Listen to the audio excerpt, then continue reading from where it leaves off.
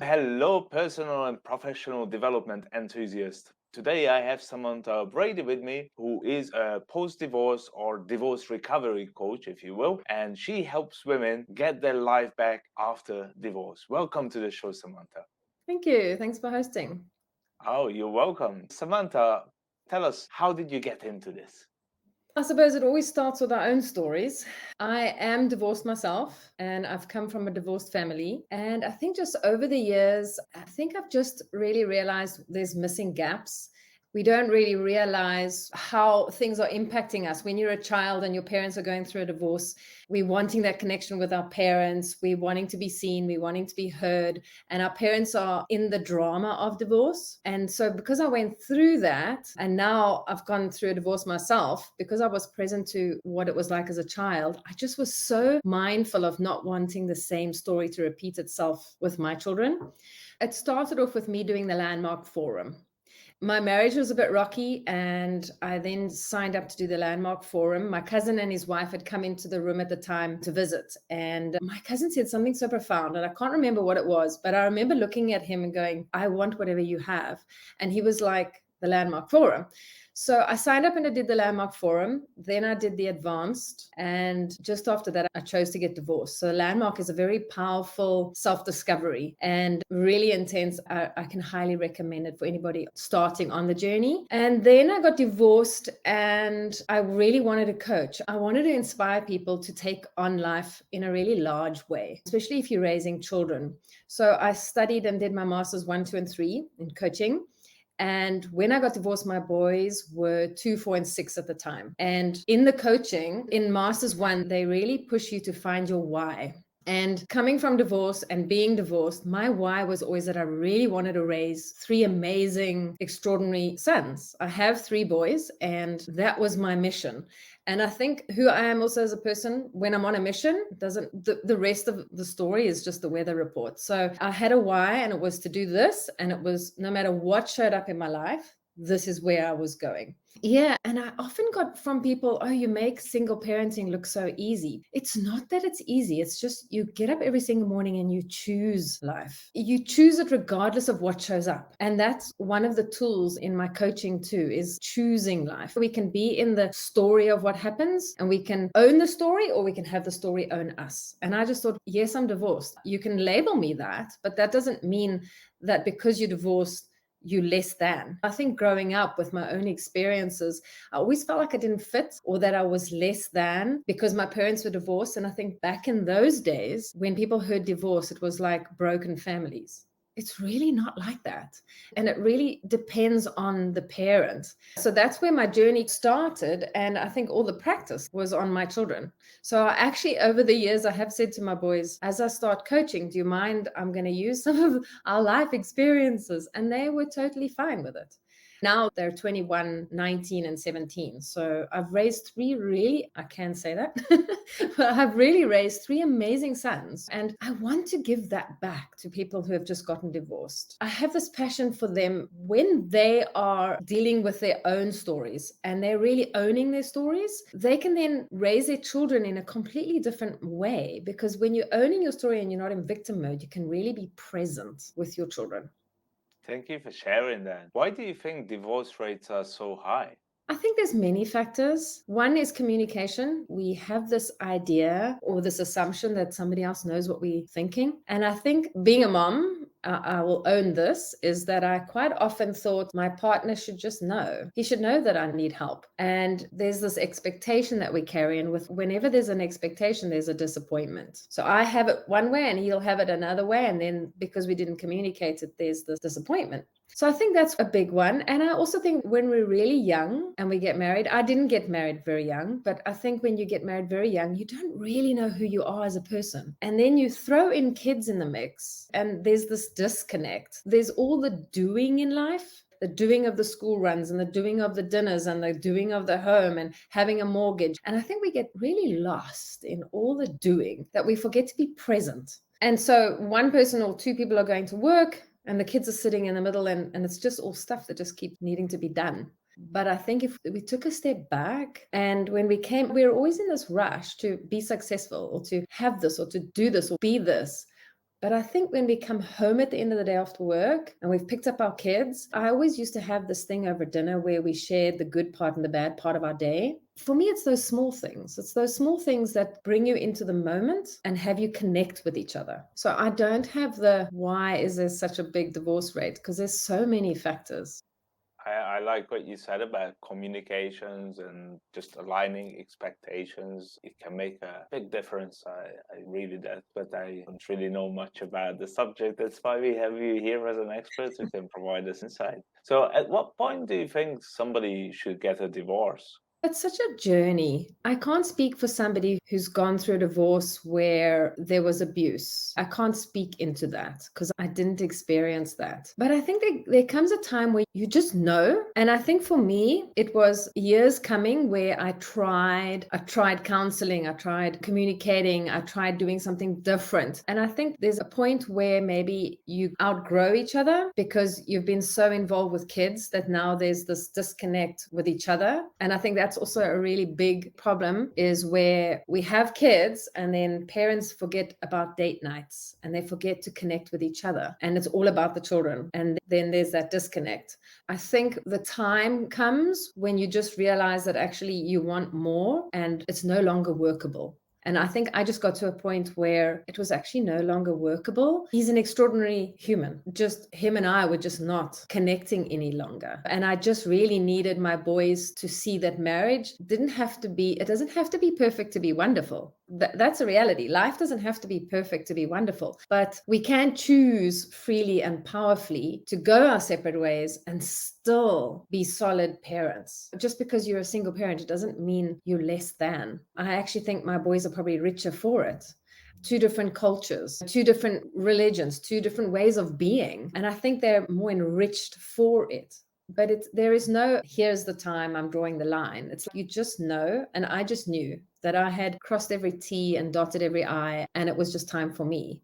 So the people that I coach have gotten to that point. They're now divorced and they're looking for strategy to move powerfully forward so that they can raise extraordinary children. So I don't take people who are, I'm wanting to get divorced. I can't make that decision for somebody. Do I wish that I had never gotten divorced? Yes. I wish it had worked. But the reality is I needed more. And so I think there's no right or wrong. It's about, if you're choosing, then choose responsibly and know that you do have children in tow and those children do need solid parents. So it's, what can you both bring to the table versus arguing and fighting? What can you bring to the table where the children feel safe? Because for me, it's all about the children. Adults can make their decisions, but the children didn't make that decision. They didn't say, okay, now you guys must get divorced. They now need solid parents. They need you to be present. They need you to support and guide and show the vulnerability as well as your strength, because it's okay to show vulnerability.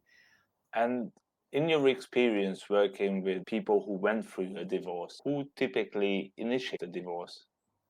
I've had various where it's been just they've outgrown each other and it was a decision both made. Then obviously there's been issues where one partner has had an affair. And so as a woman, you go, I am or I'm not prepared to deal with that.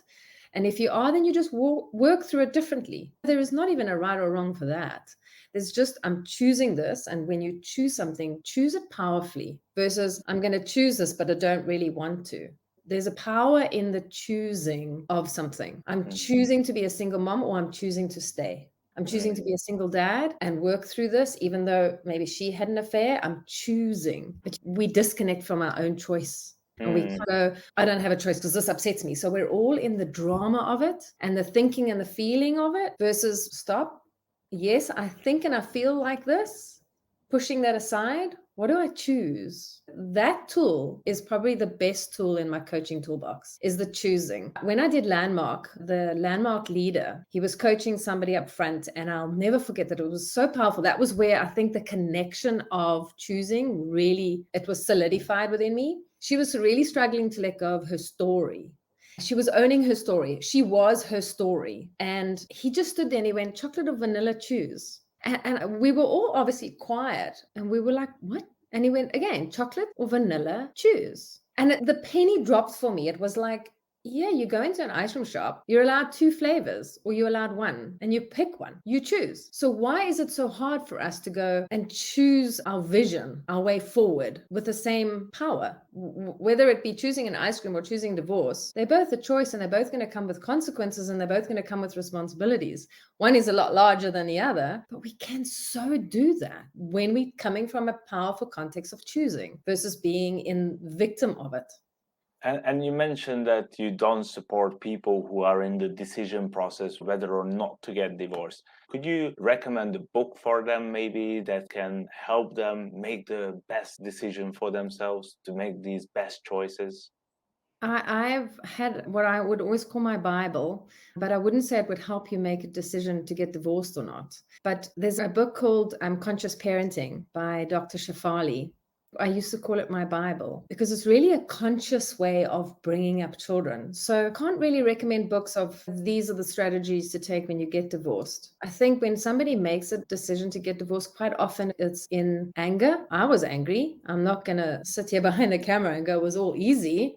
It was a choice that I made, and I knew it was going to be a hard one, but I did it anyway. It's choosing and being in action, knowing that it's scary, but choosing it anyway. So I can't really recommend books to help you choose to get divorced because I wouldn't say I will say get divorced. It's the easiest, it's the best. That's not. I would say fight for your marriage, fight for it to work first and make powerful choices from that context. But I think if you're both on a very different page and you have to get divorced, then choose that choice just as powerfully as you would if you chose to stay. I really like what you said about fighting for your marriage and trying to fix it. So, as a step, would you recommend separation over divorce, maybe? So we separated for a while. We also went for counseling.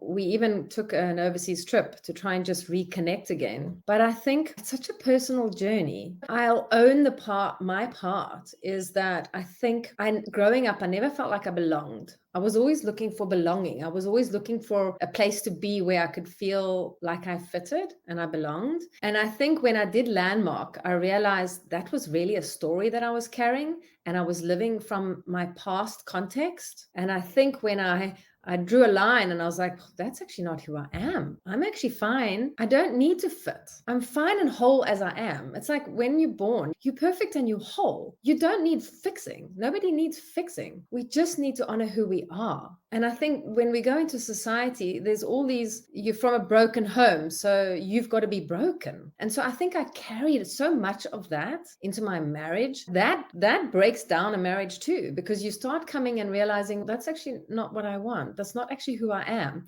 And if you both parents and both parties are doing the same thing, going, actually, where was I and who am I? And when you start doing the inquiry of who you really are, that's why I go, young marriages, I don't know, you don't know who you are. Discover who you are first. Discover what makes you feel alive. Discover where you're wanting your journey to be, your why. What is it that's driving you? And find somebody that has that same mindset as we're young and we're in love and we go with all the butterfly feelings. But then when you sit back and you go, there's more to partnership than those feelings. But that's not where my training and my skill is. So, all of that aside, that would be my opinion of something. But what I do as a coach, I take women from you're divorced, where do you want to go now? So, from where you are to where you want to be. In that gap, that's where I support.